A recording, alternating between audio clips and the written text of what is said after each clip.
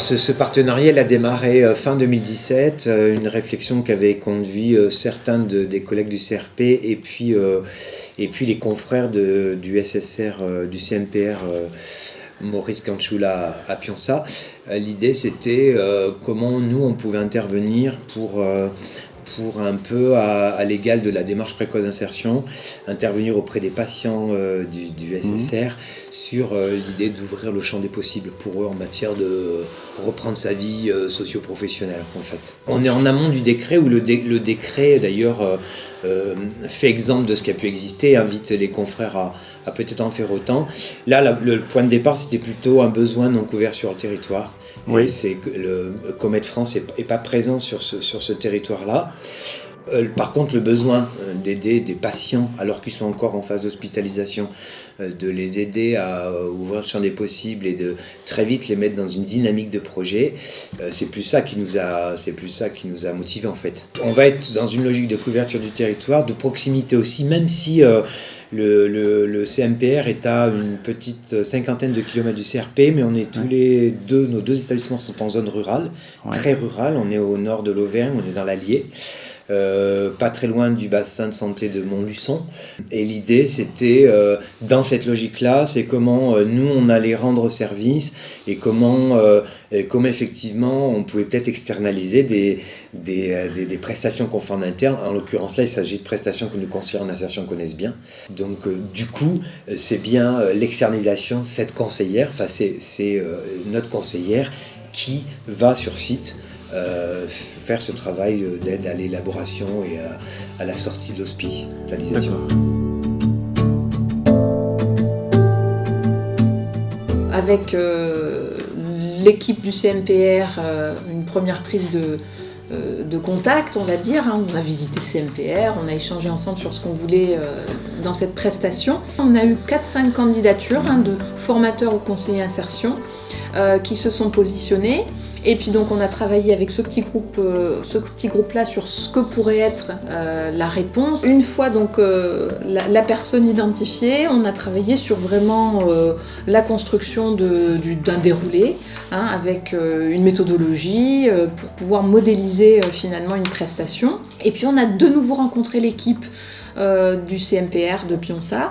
Donc on a rencontré le directeur, on a rencontré la neuropsychologue et l'assistant social et on a redéfini ensemble les modalités vraiment d'organisation et de déroulement de la prestation.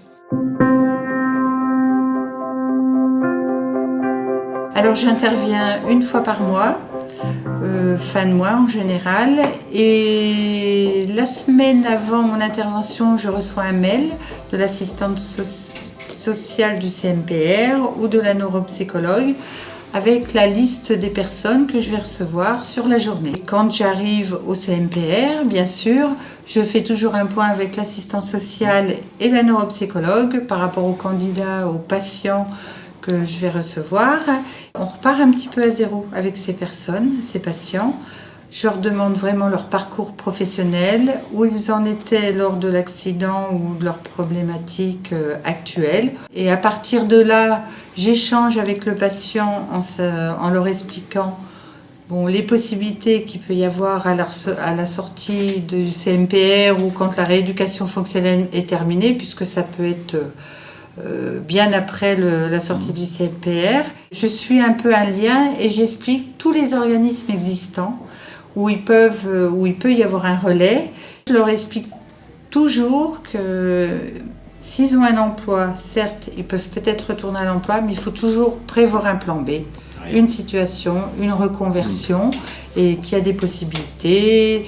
Et puis j'interviens aussi sur le côté social, où des fois il y a des besoins, les personnes rentrent chez eux, et on se rend compte qu'ils ont besoin d'aide. Et là, pareil, moi je parle toujours de relais. Je suis là pour vraiment les guider dans tous leurs questionnements, mais les questions peuvent être très très différentes les unes des autres. Moi je travaille en douceur, parce qu'ils sont déjà en rééducation fonctionnelle, il faut travailler en douceur pour vraiment les amener à avancer. Alors à chaque entretien, je fais une fiche où je remplis les démarches qu'ils doivent faire, soit seuls ou avec leurs conjoints, leurs enfants ou une personne relais de l'extérieur.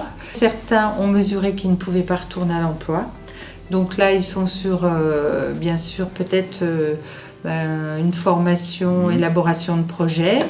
Des liens aussi par rapport à des personnes depuis des années chez eux et où j'ai mis en lien avec Cap Emploi. Ils ont pu bénéficier de retrouver un petit peu financièrement aussi. Et puis une redynamisation aussi. Voilà. Ils savent que s'ils ont à un moment donné des questions ou un petit peu, pour eux c'est pas facile, le moral est pas très bon.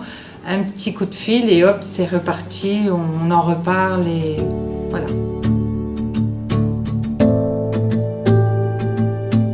Notre conseillère insertion, quand elle se rend donc au CMPR, très rapidement, elle est intégrée finalement à l'équipe, elle mange avec les équipes et peut aborder l'ensemble de nos formations, ce que l'on fait au CRP avec les équipes, et repère des besoins de formation des agents d'entretien, repère des lieux de stage pour nos stagiaires qui recherchent sur différents métiers. Côté CMPR, que ce soit la neuropsychologue, mais surtout l'assistant social, notre conseillère insertion va lui apporter des éléments aussi de partenaires, de réseau qu'il n'a pas, d'infos qu'il n'a pas. En fait, il y a un échange d'informations et finalement de montée en compétences de chaque côté, de part et d'autre. Pour notre conseillère insertion, c'est la même chose par rapport au rapport au handicap, par rapport à la connaissance du handicap, tout le travail qu'elle fait de prise d'information et d'échange avec la neuropsychologue,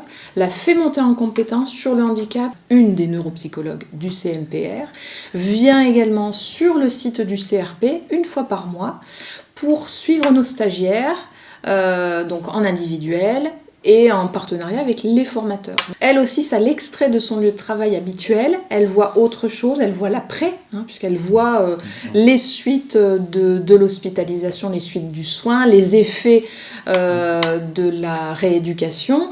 Elle a aussi de nouveaux éléments qui ouvrent des possibles et plus concrètement sur ce que c'est que la formation dans un CRP, comment ça se déroule, quels sont les outils, les différents types d'accompagnement qui sont proposés dans un CRP.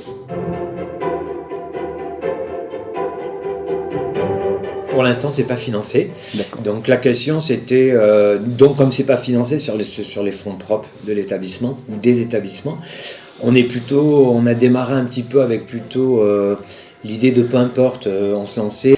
Du coup, comme il n'y a pas de financement, on a revisité en fait. Il a fallu qu'on cadre et par rapport à la façon qu'a Comet France de fonctionner, nous on a notre logique qui nous a obligés à délimiter un temps d'accompagnement. Systématiquement, notre établissement a demandé des CNR. Pour le SSR, c'était un petit peu la même logique. C'est par le biais du CNR qu'on pourrait avoir quelque chose. Cette année, on a eu une bonne nouvelle avec un dégagement de CNR. Qui a permis de couvrir les dépenses, mais qui ne permet pas en l'occurrence de faire une prestation longue dans le temps, pérenne, avec une période d'accompagnement qui serait beaucoup plus longue, telle que pourraient l'inviter les décrets par exemple des CPO, où on va voir des temps de prise en charge et des temps d'accompagnement longs, ce qu'on va en voir en UEROS.